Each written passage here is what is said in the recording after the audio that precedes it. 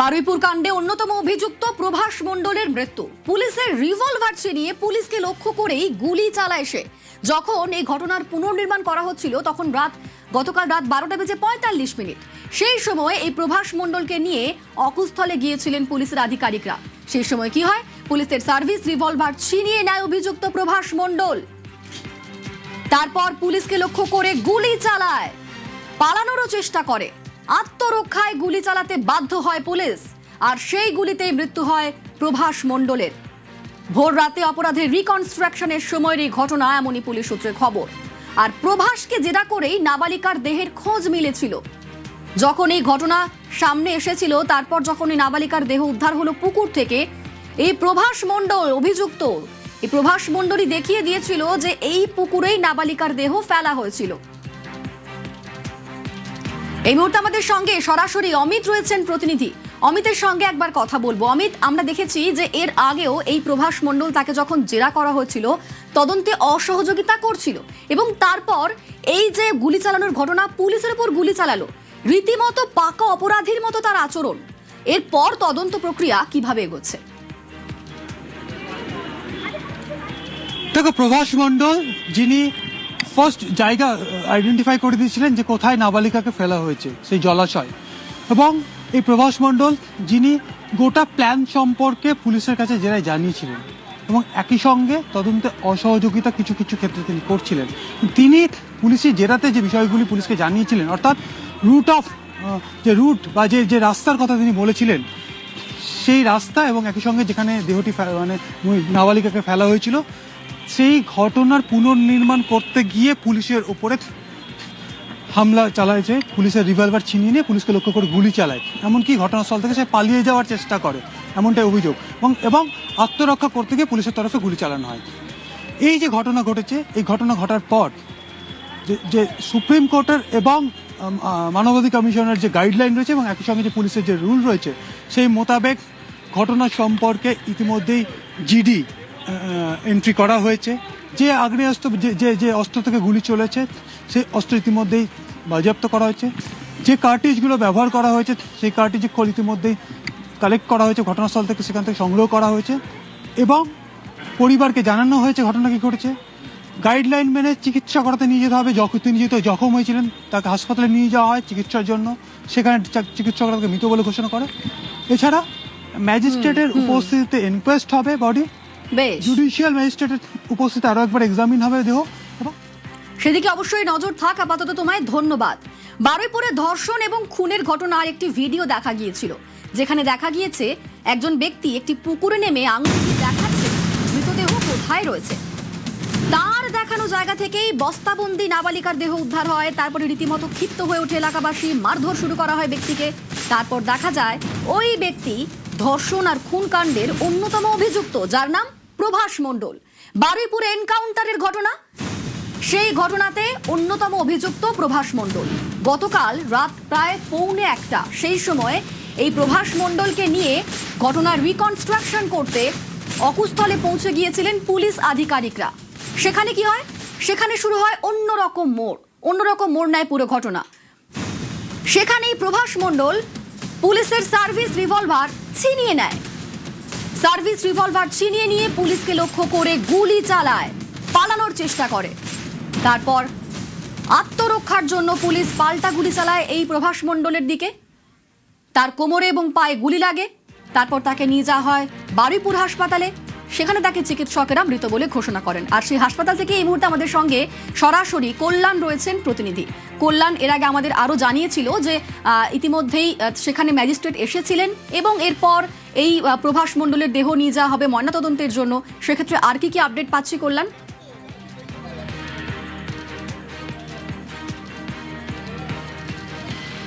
কল্যাণের সঙ্গে কথা বলবো, তবে তার আগে আরো একবার জানাই, এই বারুইপুর হাসপাতাল, সেখানে প্রভাস মণ্ডলের দেহ রাখা রয়েছে। তার দেহ নিয়ে যাওয়া হবে পরবর্তীতে ময়নাতদন্তের জন্য।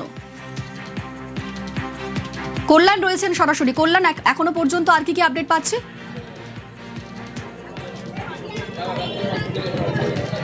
একেবারেই এই মুহূর্তে কিন্তু হচ্ছে যে ম্যাজিস্ট্রেট পর্যায়ে যে তদন্ত চলছিল, এনকোয়ারি চলছিল, সেই প্রক্রিয়া এক পোস্ত শেষ হয়েছে।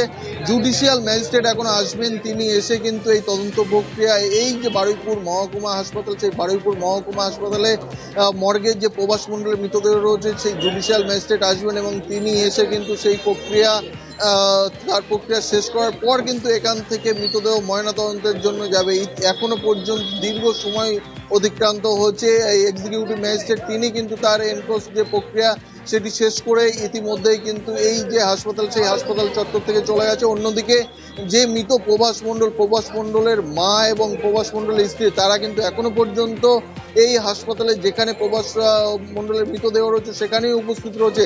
অন্যদিকে যে সমস্ত পুলিশ আধিকারিক ছিল তাদের সেই সূত্রে জানা যাচ্ছে জুডিশিয়াল ম্যাজিস্ট্রেট তিনি আসতে এখনো কিন্তু যথেষ্ট সময় লাগবে। সেই জন্য এই প্রক্রিয়া কার্যত এখনো পর্যন্ত থিতিয়ে রয়েছে বলা চলে, কারণ মৃতদেহ এই যে হাসপাতাল থেকে বার করবে, সেই বার করতে এখনো দীর্ঘ সময় লাগবে বলেই কিন্তু পুলিশ সূত্রে খবর।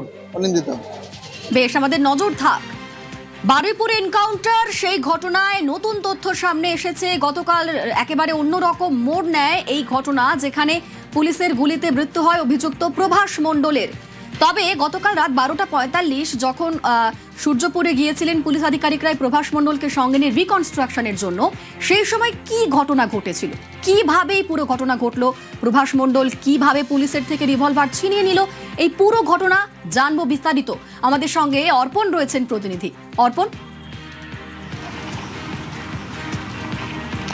দেখো, বারুইপুর থানার থেকে এসআইটির যে টিম, সেই টিম রওনা দেয় প্রভাস মণ্ডলকে নিয়ে, এবং আমরা যেখানে রয়েছি ঠিক এর পিছনে যে এখানেই গাড়ি রাখা হয় এবং সেই গাড়ি রেখে রেল লাইন ধরে যাওয়া হয় ঘটনাস্থলে।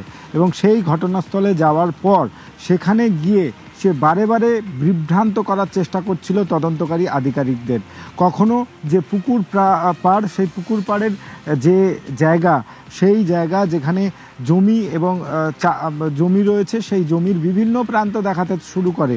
এবং তখন কিন্তু তোমাকে জানতে হবে যে রাত 12:45 পর সেই জায়গায় সে গিয়েছিল এবং সেখানে গিয়ে বারে বারে সে দিকভ্রষ্ট করাচ্ছিল পুলিশকে। এমতো সময়ে যে এসআইটির যে সদস্য রয়েছে রনি সরকারের সার্ভিস রিভলভার ছিনিয়ে নেয়। সঙ্গে সঙ্গে রনি সরকারের দিকেই গুলি চালাতে শুরু করে। এক রাউন্ড গুলি চালানোর পরেই নিজেদের আত্মরক্ষার্থে তাকে অন্যান্য সিটের যারা সদস্য ছিল তারা তাকে বারণ করে, দাঁড়াতে বলে, কিন্তু সে দৌড়াতে শুরু করে এবং সেই দৌড়াতে শুরু করে সঙ্গে সঙ্গে এসআইটি টিমের যারা সদস্য ছিল তারাও দৌড়ে যান। কিন্তু আবার সে বন্দুক তাক করতেই অর্ঘ্য মণ্ডল তিনি তার সার্ভিস রিভলভার থেকে গুলি চালায় এবং এই গুলি চালানোর ঘটনায় সে জখম হন। তাকে উদ্ধার করে এই রাস্তা দিয়েই আনা হয় এবং এখান থেকেই তাকে বারুইপুর মহকুমা হাসপাতালে নিয়ে গেলে চিকিৎসকরা মৃত বলে ঘোষণা করে। আর এই ঘটনাকে কেন্দ্র করে সকাল থেকে একে একে যে তথ্য উঠে এসেছে, তার পরিবারের লোকজন, তার মা, তার স্ত্রী সবাই জানিয়েছেন যে অন্যায় করেছে, অন্যায়ের ফল পেয়েছে সে।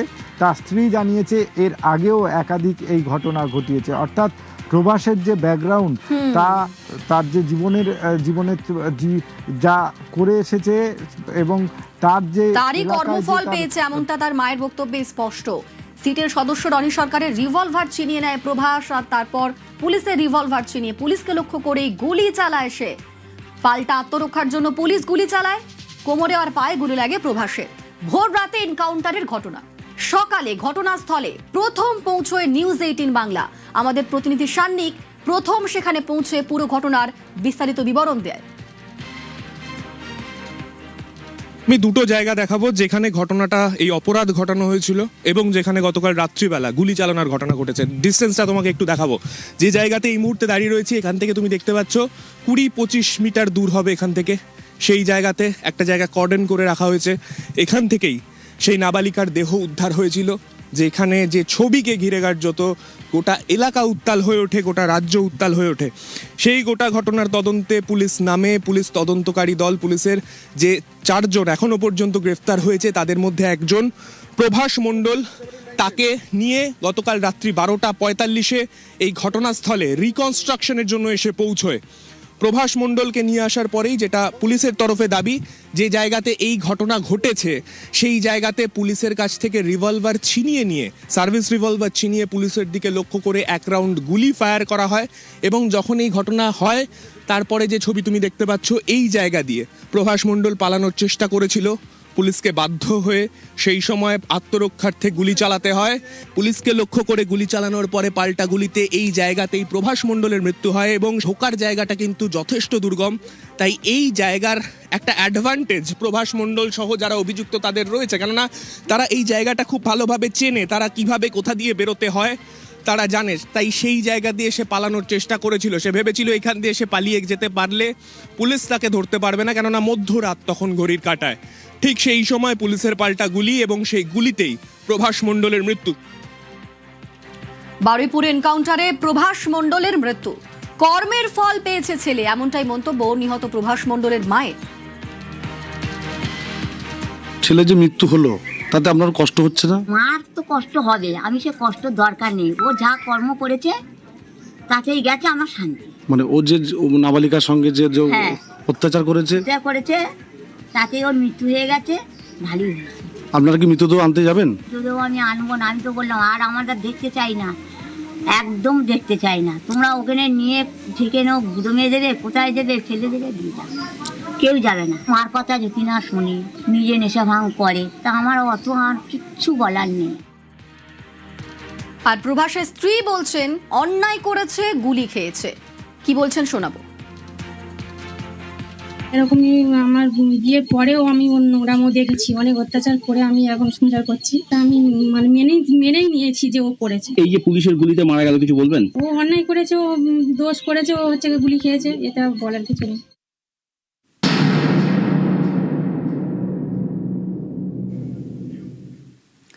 বাংলায় জমা খরচ মডেল, সকালে জমা বিকেলে খরচ। বিরোধী দলনেতা থাকাকালীন গুন্ডা দমনের প্রতিশ্রুতি দিয়েছিলেন শুভেন্দু অধিকারী। কি বলেছিলেন শোনাবো। কথা দিয়ে গেলাম, মা বোন প্রচুর মহিলা এসেছিলেন, সন্দেহ হয়েছে অনেকে উঠেও পড়েছেন। রেকর্ড করে রাখুন রাজ্যের বিরোধী দলের নেতার কথা, বিজেপি এলে এই ধর্ষকদেরকে কোর্টে পাঠাবো না, সকালে জমা নেব, বিকালে খরচ করব। যোগী আদিত্যনাথ, হেমন্ত বিশ্ব শর্মার দেখানো পথে বাড়ি বাড়ি গিয়ে বলুন। বারুইপুর এনকাউন্টারের এই ঘটনায় উঠে আসছে বাংলায় জমা খরচ মডেলের কথা। সকালে জমা বিকেলে খরচ, এ কথা বলেছিলেন শুভেন্দু অধিকারী, তখন তিনি ছিলেন বিরোধী দলনেতা। কি বলেছিলেন আরো একবার শোনাবো। কথা দিয়ে গেলাম, মা বোন প্রচুর মহিলা এসেছিলেন, সন্দেহ হয়েছে অনেকে উঠেও পড়েছেন। রেকর্ড করে রাখুন রাজ্যের বিরোধী দলের নেতার কথা, বিজেপি এলে এই ধর্ষকদেরকে কোর্টে পাঠাবো না, সকালে জমা নেব, বিকালে খরচ করব। যোগী আদিত্যনাথ, হেমন্ত বিশ্ব শর্মার দেখানো পথে বাড়ি বাড়ি গিয়ে বলুন। বন্ধুর বাড়ি যাওয়ার জন্য বাড়ির বাইরে বেরিয়েছিল নাবালিকা, কিন্তু সেই নাবালিকার ওপর জঘন্য অত্যাচার হলো, তাকে তুলে নিয়ে গিয়ে ধর্ষণ, তারপর তাকে নৃশংসভাবে খুন করা হলো। গতকালই নিহত নাবালিকার মায়ের সঙ্গে কথা বলেছিলাম আমরা, তিনি চরম শাস্তির দাবি জানিয়েছিলেন। কি কথা হয়েছিল? সে বলেছে বাইরে যাচ্ছি, বা সেই কোথায় যাচ্ছে কিছু বলে যায়নি। তার পরেক্ষণ খোঁজ হয়েছে, তা খুঁজে পাইনি। তারপর আমরা ডায়েরি করতে গেলাম, ডায়েরি করলে পুলিশ আসেনি। আমরা পাড়া প্রতিবেশ লোকজন নিয়ে খুঁজতে বেরিয়েছিলাম। তারপর আবার ক্যাম্পে পুলিশদের আবেদন করেছিলাম, ওদেরকে নিয়ে গিয়েছিল। সিসি ক্যামেরাতে দেখে সে অপরাধীদের ধরলো, তাদেরকে যেন কঠিনভাবে শাস্তি দেওয়া হয়। আমার মেয়েকে যেরকম শাস্তি দেওয়া মেয়েছে, তাদেরকে ওরকম শাস্তি দিয়ে ফাঁসি ঝুলানো হয়। শুধু ফাঁসি দিলে তারা বেঁচে যাবে, তাদের ওইরকম অত্যাচার করে তবে ফাঁসি দেওয়া উচিত। তবে বাচ্চাদের ধরে ওরকম করতে গেলে বোঝানো। বারুইপুরের ঘটনায় অভিযুক্ত সন্দেহে গণপিটুনিতে মৃত্যু হয় ইন্দ্রজিৎ তাঁতির। সন্তান হারিয়ে শোকে পাথর ইন্দ্রজিৎ তাঁতির মাও। ছেলে বাড়িতেই ছিল নির্দোষ, দোষীদের শাস্তির দাবি ইন্দ্রজিতের মায়ের।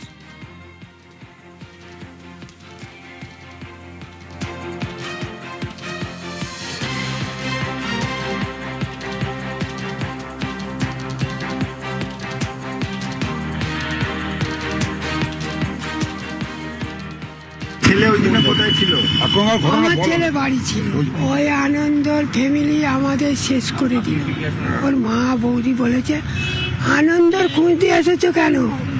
ইন্দ্র তাঁতির বাড়ি যাও।